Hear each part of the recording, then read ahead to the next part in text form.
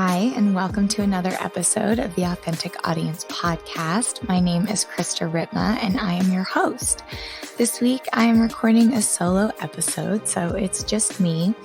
And I just took a poll on my Instagram to see what people were interested in hearing about. And it was, should I talk about marketing and business and strategy stuff, growth edges, marketing secrets, etc., or personal growth stuff like spirituality, leaning into the feminine, all of that kind of stuff. And it was like a resounding 50-50. So I think I'm just going to talk briefly about both.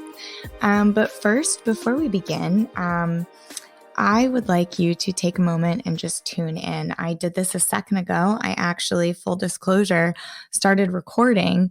And then when I realized how uncomfortable I was, I actually stopped recording, started completely over, and made myself more comfortable, took a couple of deep breaths. And what I was saying, which is so ironic when I stopped, is I want you to take a moment and think about, drop in, feel in to how you could improve your quality of life even just by 10% in this moment. So can you be a little bit more comfortable? Are you cold? Are you thirsty? So oftentimes I have something that happens a lot of the time for me is I always need chapstick, and just like get up and get chapstick, right? Like if you're cold, grab a sweater, grab a blanket, get really cozy, like without bothering anyone else or spending any money. There's probably something you can do to make yourself a little more comfortable right now, a little more held and a little more present. And I'd like you to take a moment to do that. And when I was saying that, when I was recording, I realized I could hear Clay on a call in the other room. It was super distracting. I was sitting on my floor, not comfortable to record a 30-minute episode. So I stopped, moved into my room, lit a candle, turned my light, dropped in a little bit. And I think I have such a hard time remembering to drop in, right? But once you do, it's like, oh, I actually need to take a deep breath right now, or I could really use a glass of water right now. And so oftentimes we're just not taking care of ourselves in that way. We're not holding ourselves in that way. And I got this idea from one of my very best friends, and she's such a teacher of mine. I look up to her so much and hope to have her on this podcast very soon. She's a great leader, and I get her advice a lot around hiring and growing a team and leadership and stuff like that. And very smart. And we were at my bachelorette and 30th birthday weekend, and she made a rule. And the rule was whenever you walked into a room or whenever you came into the group, you had to speak your needs and somebody else would do it for you. So I'd get out of the pool and I'd walk in and be like, oh, I really need a clean towel. And then she would be like, stay right there. And then someone would jump up and do it for you. And it was kind of this fun thing of stating your needs out loud. I'm really hungry, or I'm really thirsty, or I could use a glass of wine, or whatever it was, and somebody would do it for you. And I really took this seriously because I never really thought about what do I need in this moment. I have a client I was with a couple weeks ago, and she actually verbally checks in with herself throughout the day, what do I need right now? And I'm blown away by this idea and wanted to just share it with you in this moment because I'm forgetting to check in with myself and figure out what I need. And sometimes it's as simple as water, or I want to light my candle, or I want to listen to this song right now. And instantly my mood and experience in that moment changes. So yeah, we also have time right now. I decided to record this episode because there isn't really, I have some episodes in the shoot. I have some ready to come out in a couple of weeks, and nothing felt super authentic to this moment. And to be of the most value to you and your experience this week, I thought I would just pop in and share some business tools that are helping me, have helped me, as well as some personal tools. And starting with this, what do you need? Give it to yourself. Treat yourself you would somebody who walked in who you love unconditionally, and they're like, oh, I'm so hungry right now. Get them an apple. Get yourself an apple and peanut butter. It's so easy. So anyway, make yourself comfortable. Take care of yourself. I think I'm really working in a huge way right now on softening. We're in week 3 for us of quarantine, and Clay read this really interesting article that our friend sent us, and he shared it with me, and now I've been sharing it with my friends.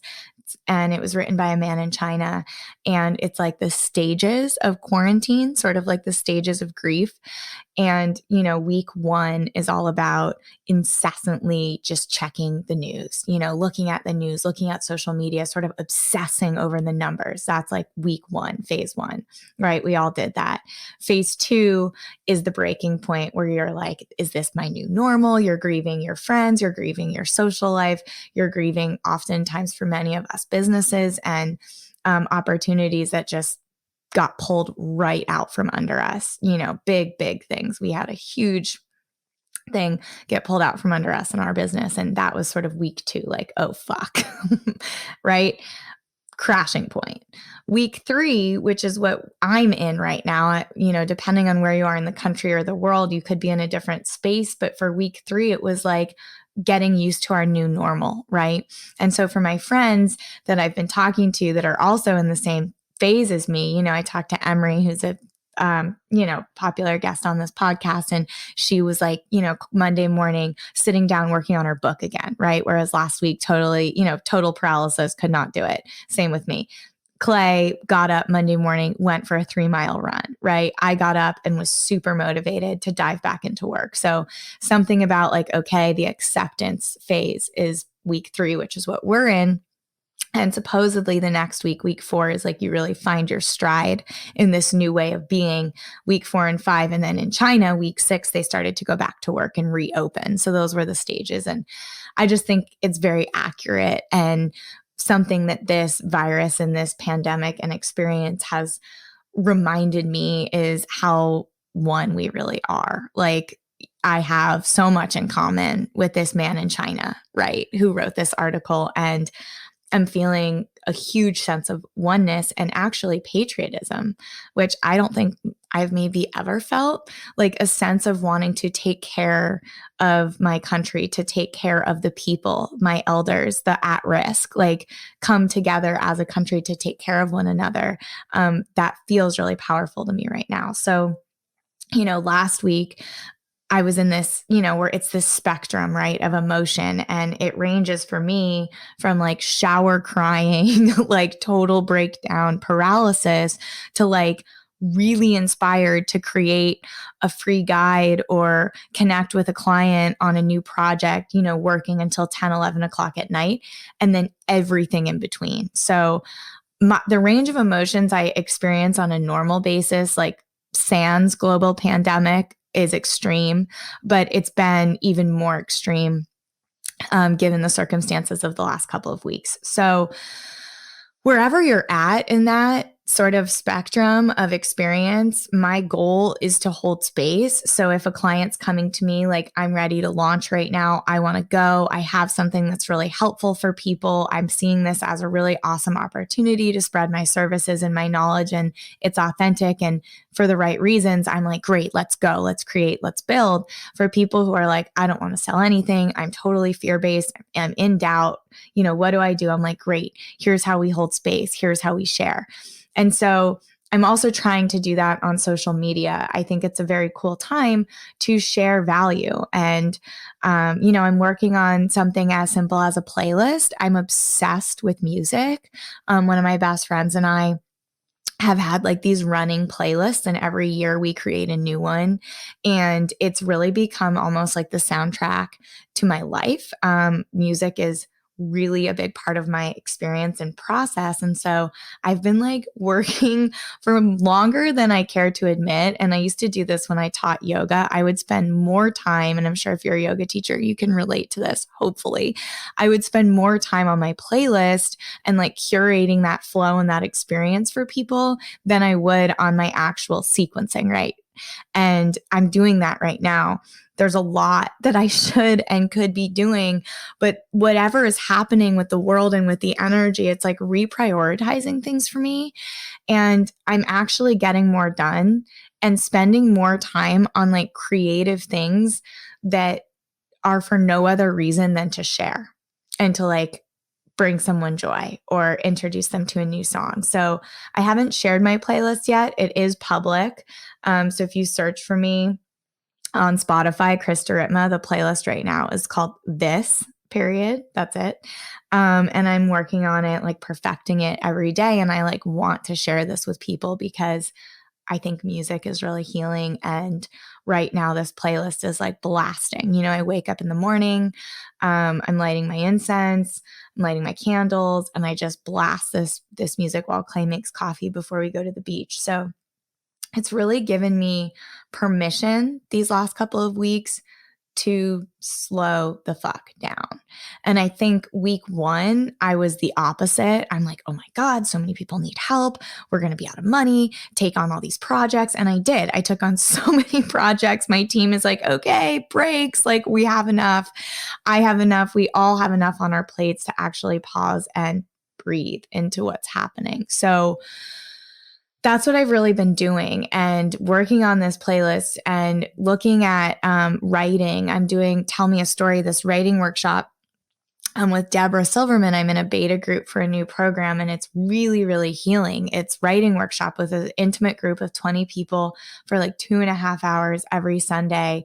And we're really diving in to these spaces. You basically come to class with an issue at hand, like a current topic that you're dealing with. And through these writing prompts and through these exercises and shared experiences, we can heal that and transform that. And it's really working. And that's where I'm at. So I'm not fully ready to share more about that other than the issue that I am working with, and the issue at hand and the growth edge for me is around my emotional attachment and my emotional reactions to business. I continue to find myself super emotionally attached to whether it's my clients or projects or something. And it causes me to make decisions that actually aren't in the best interest of my business, right? I'm not protecting my business because I'm so emotionally attached to whatever it is. I'm making decisions based on that. And what's so funny about this, and I just found this out, and for me, I have an episode called You Have to Name It to Heal It. And it's so true for me. And I was talking to Deborah, my astrologer, client, mentor, amazing human, sort of telling her how exhausted I was. I had a big breakdown around this a couple of weeks ago. It's been really, really hard, this growth edge for me, really paralyzing in a lot of ways. And dare I say, even like traumatizing, where I'm like holding back from signing up new business and things because of what I'm learning right now. And she was like, I got to look at your chart. This is crazy.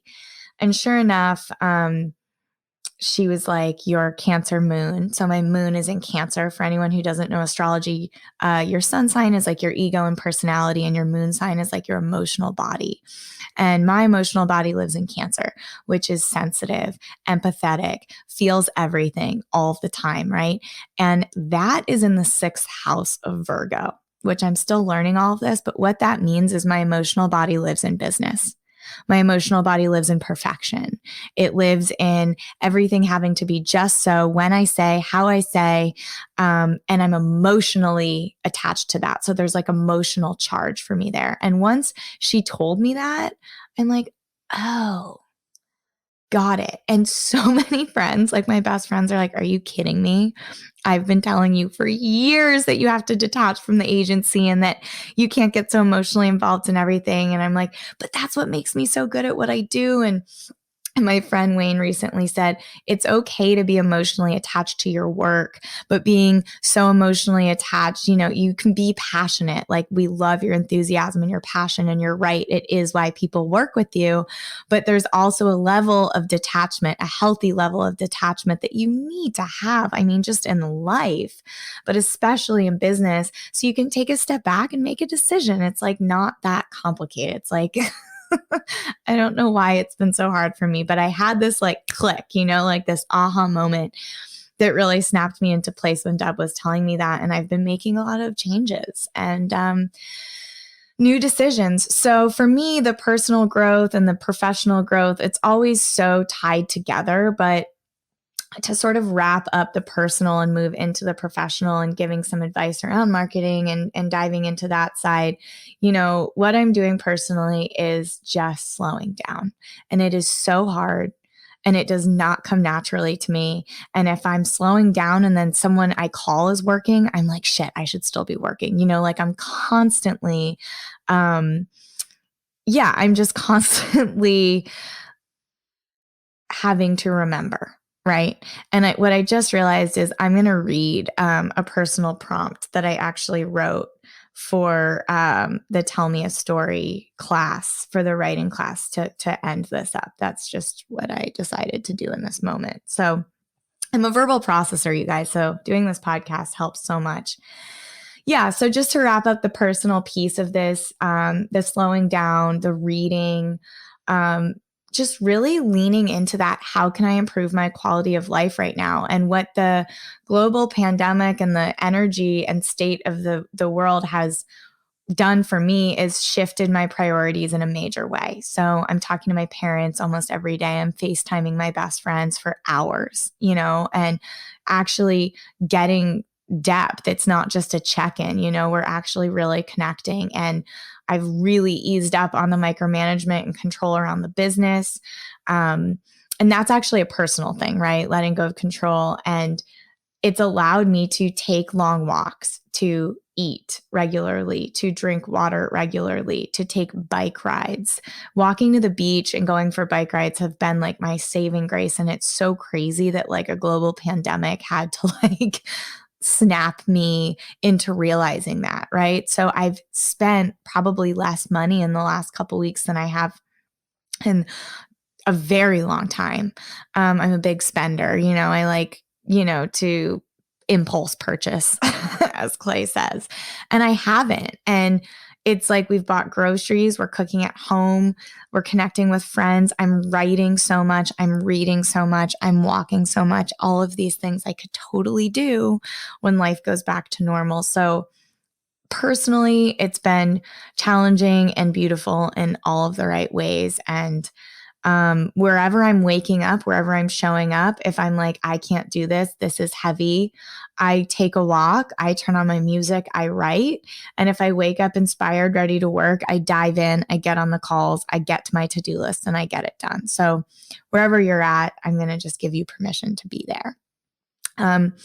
Moving towards work, though, I did want to share, I'm realizing on more and more of these deep dives I do in the consults, I really have a desire and love for sharing the knowledge around marketing. I had a big call this morning with a new friend and potential client, and just the amount of information that I have around marketing and business is pretty cool. And I'm trying to find ways to share it more and to make it more accessible, more available and affordable. So we're actually building a course right now. I have the course outline created. I'm so fucking excited for this. It's called Marketing Fundamentals. It's about, a 3-week course. It can take longer, but it's, 3 huge modules with tons of videos, worksheets, content, templates, tools within it. I'm working so hard on this thing. I have the space right now to do it.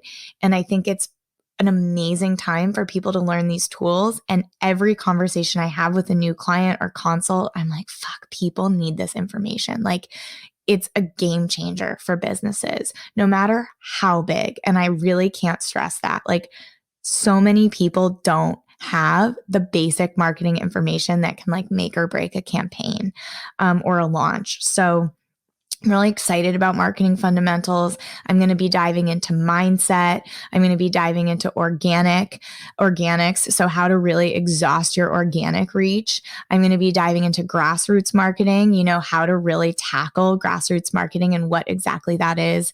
And then I'm talking about email lists, how to do that, and the basics for a sales funnel and how to get that in place. Because until you really have the fundamentals down, it's really hard to create a cohesive and sustainable strategy. Like, you can create like an immediate bump or a peak, or a boost, but to actually create something sustainable and long-term and immediate, like Marketing Fundamentals, if you start implementing this, you'll see immediate results, but you'll also understand how to build on top of that, right? Long-term. So that's something I'm working on. And with that comes a lot of value, because a sales funnel, which is what I'm creating. I'm creating a sales funnel for marketing fundamentals.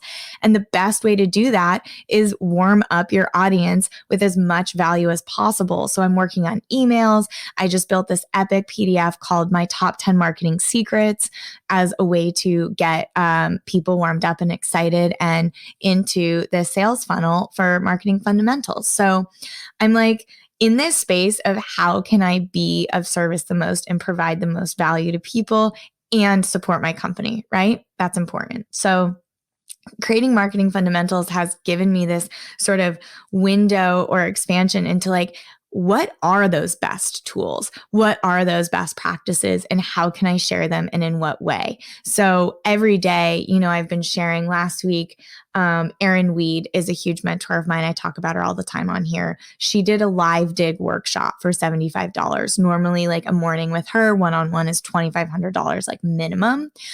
She has better boundaries than me. So the fact that she opened that up, I was like driving people to this because it was so valuable and it was supportive of her business. My assistant, actually, who's rocked my world, she's like way more than my assistant. I flew her out to my wedding because I couldn't imagine not going through that day, without her by my side. So it was, she's really important to me, but has also changed my business because she organized my whole life, like virtually and personally. So she manages my calendars, but also like my emails, my Google Drives, my photos, my content, everything. And she created a free guide this week called how to organize your life, which is like a 20-page guide on how to do that and is offering free 15-minute assessments right now. So yesterday I drove people to that. It might be that I drive people just to my playlist or like my top 5 marketing books, which I actually did want to talk about because I think we have some space right now to read and I want to actually share those next. But whatever it is and whatever I'm putting out there, my goal is to hold space for people wherever they are at. And if you're in a space of inspiration or growth or want that self or personal growth seminar or workshop or worksheet or take control, clean out. I mean, the idea of like cleaning out every room in my house physically exhausts me and stresses me out. But Katie, with all of her like free basically guides and advice and methods. She has this like whole method that just totally kills it when it's not pandemic season. She actually goes into people's homes and does this for them, but now she's doing it virtually and is totally crushing it. So I'm just trying to continuously show people that we're moving into a new way of living. We're moving into a new way of being. And how can I be of service? And I have a new person on my team, Jared, who I like totally worship. He's the one that actually said I needed to record a solo episode today. I just wasn't really feeling like putting out an episode this week. And he said consistency is key. So, but what I was going to say about Jared is I totally lost my train of thought because he's so great. I was going to say something about putting out value and sharing, and I can't remember. So hopefully it will come back to me.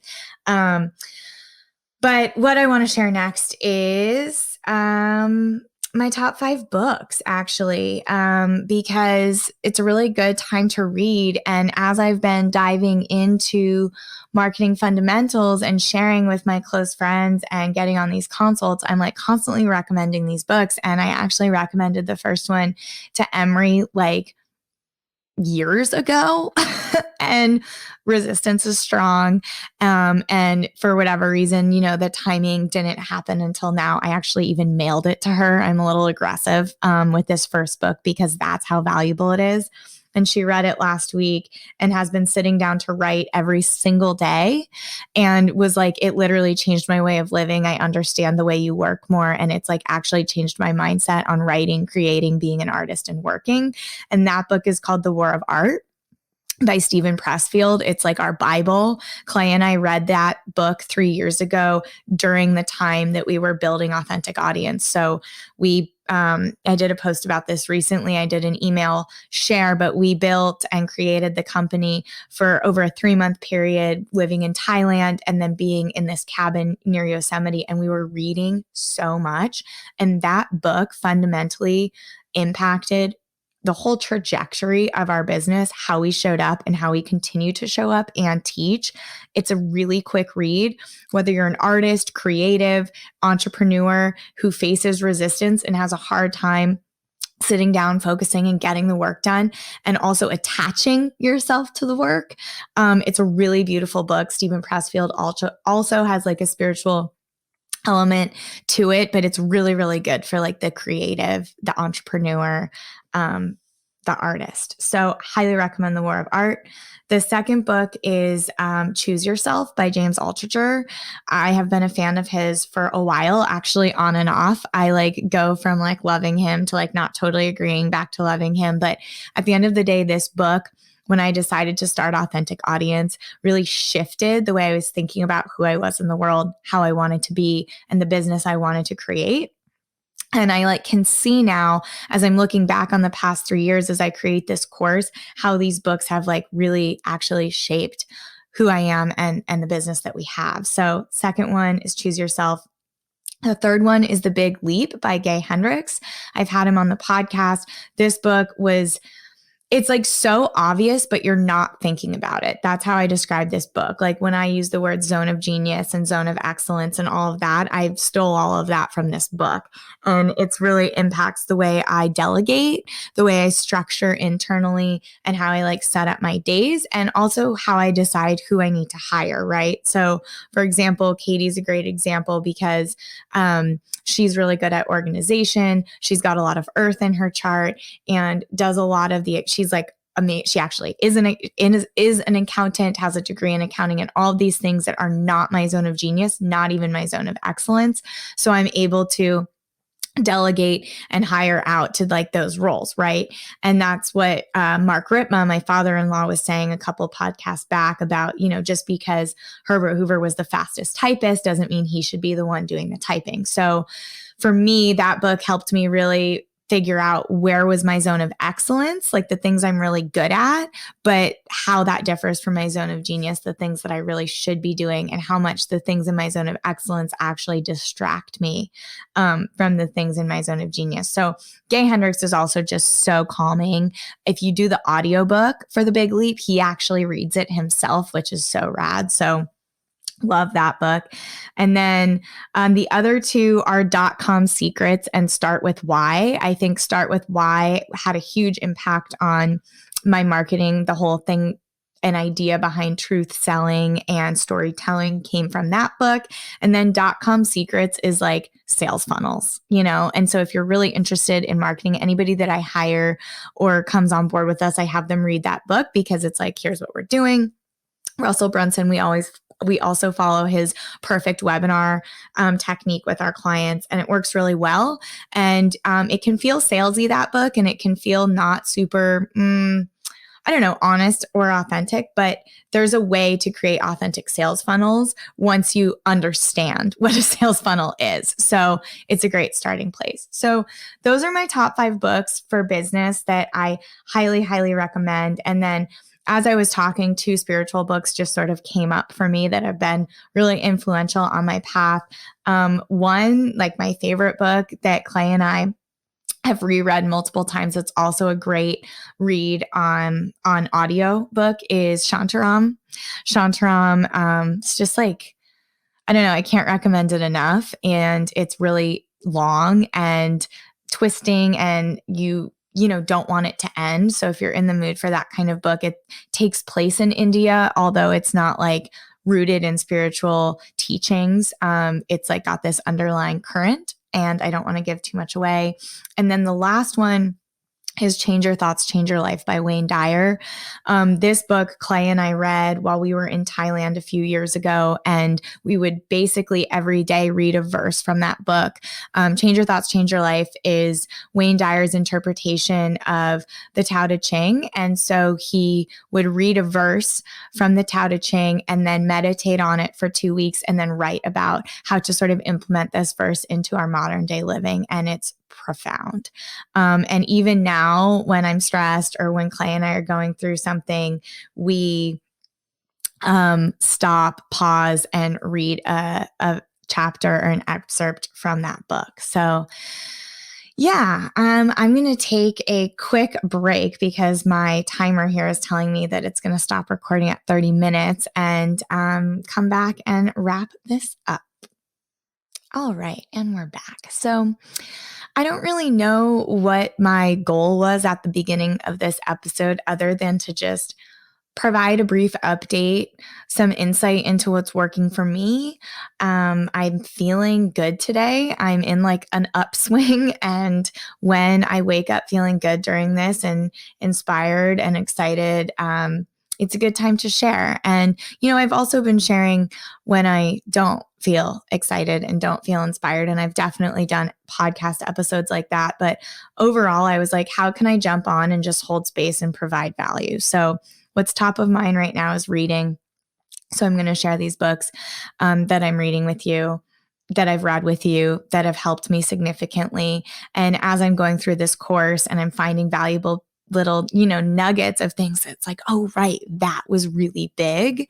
I'm going to turn around and I'm going to share it. And so as I'm speaking, since I'm a verbal processor, I'm like, oh, right, change your thoughts, change your life. That was huge. And so highly recommend all of those things and anything else that like works for you. For me, reading is a sort of a way that makes me feel like I'm in control a little bit, right? Gaining knowledge and learning and moving forward and progressing. So whatever it is that works for you. I'm also going to share my playlist. I'm going to make sure I drop my marketing secrets again this week and just whatever I can to help you in this transition of maybe launching something online for the first time, maybe even realizing that you can and that that's an option. The call that I had this morning was such an eye-opener to me because this person has a big team and you would think had a lot of this information and was actually willing, considering canceling a couple things because he just wasn't clear on his options around his audience and owning it and Facebook ads and all of that. So many people just don't understand it. And I want to make it easy. I want to simplify it. And also just, for me and my path, and if you've listened to my first episode and have been here since the beginning, like every experience and every job I've had is what like allows me to show up and be like really good at what I do right now and my ability to pivot and evolve. And now is a really interesting opportunity for people. I have a dear friend who got laid off or furloughed, and he's had this side project and side hustle for so long. And I'm like secretly hoping that he'll take the leap into focusing on that. And he was basically just guided to that. And I think that the universe, I go from days of like, this is totally fucked and horrible to like, we are so held. And in this moment, I just want to share that you are so held. And if there's a calling, if there's something that you want to create, you want to put out there, you want to work on, you want to dive into, like now feels like a good time to give yourself that space. So yeah, this was my check-in. I hope this is of value to you. I'll be back next week with a guest who I'm really looking forward to, but it's a really weird time and we're all home and some of us are home with kids, and that I can't imagine how challenging that must be and rewarding and also beautiful to get to spend so much time with your family. I mean, all I know is I'm so grateful that my quarantine buddy is Clay. We have a really good rhythm and a really good flow and enjoy so many of the same things. So that's been really fun.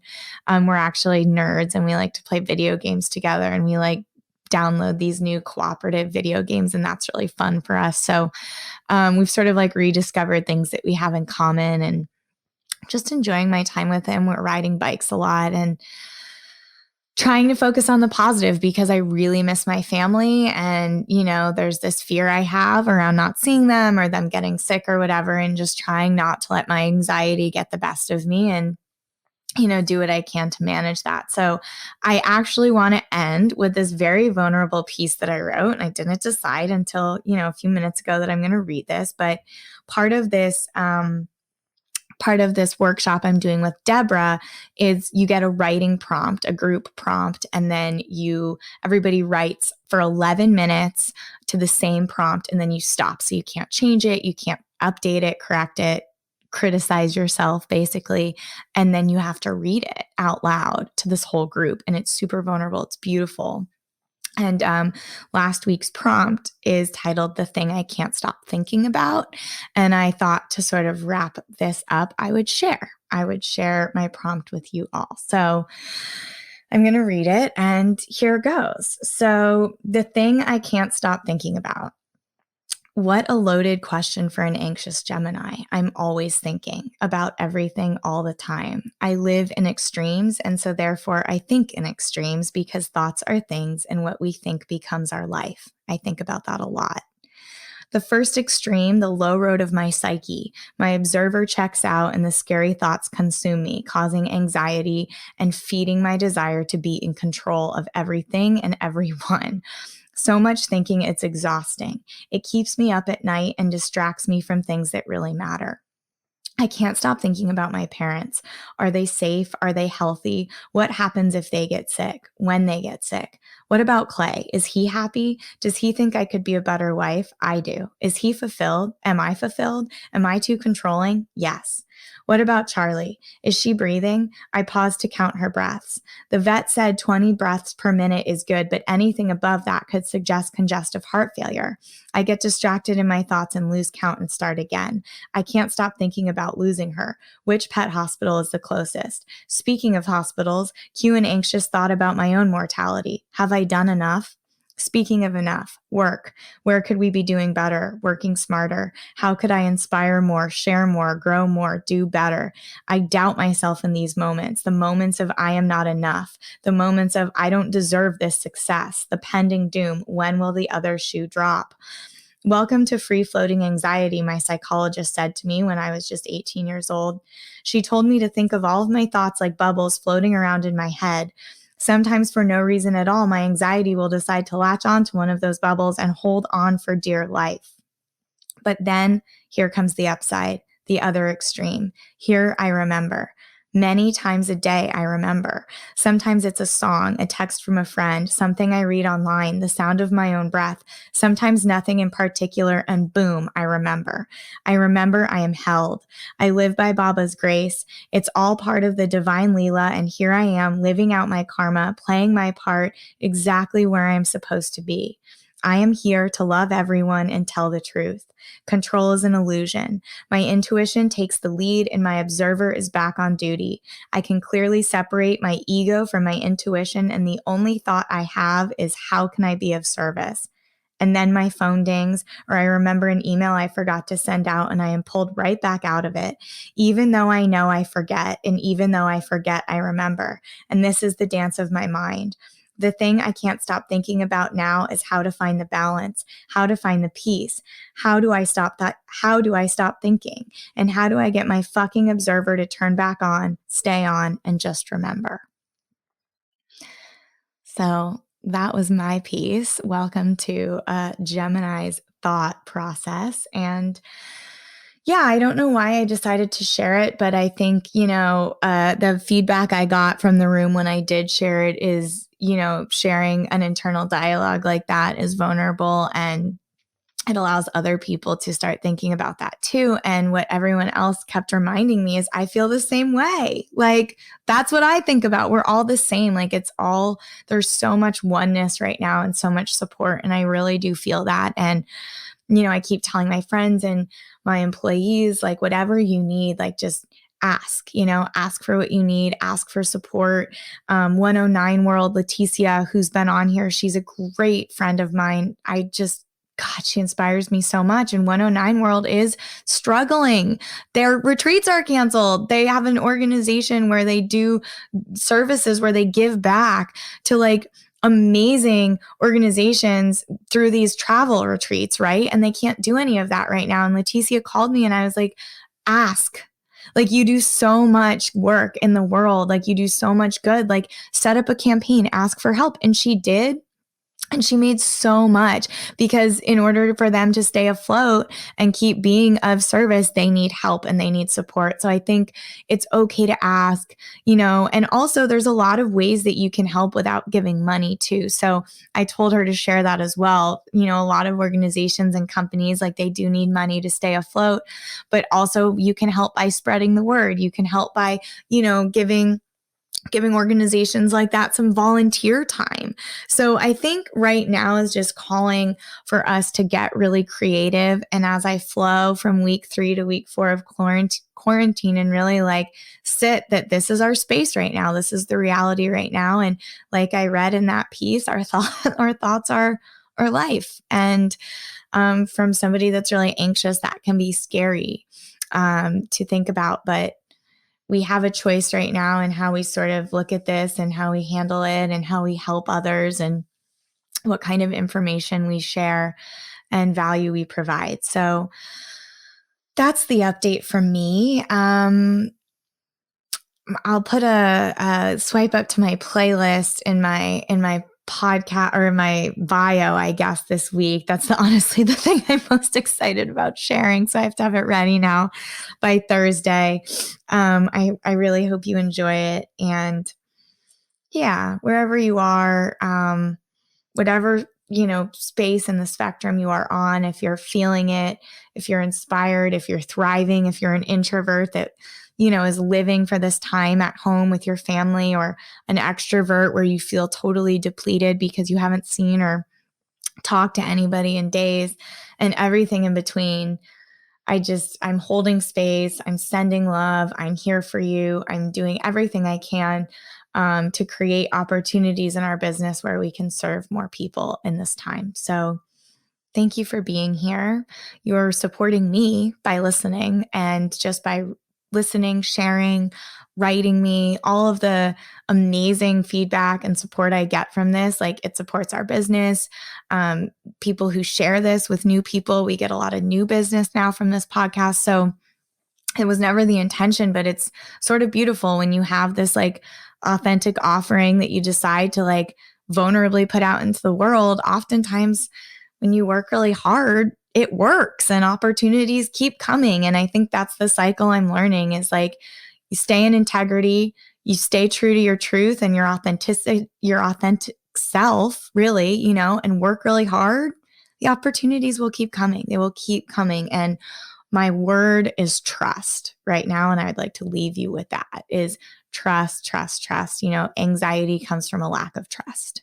The need to control, fear, all of that comes from a lack of trust. So I'm saying this out loud, not to preach it, but because I need to hear it. Trust, Krista, trust. And I know if I need to hear it, it means more people do too. So thank you for being here. I truly love you very, very much. And I'm sending you so much love and good vibes and all the things during this time. And if we could be of any support, or you think of any more ways we can be of value, do not hesitate to reach out. I am here. And until next time, keep growing.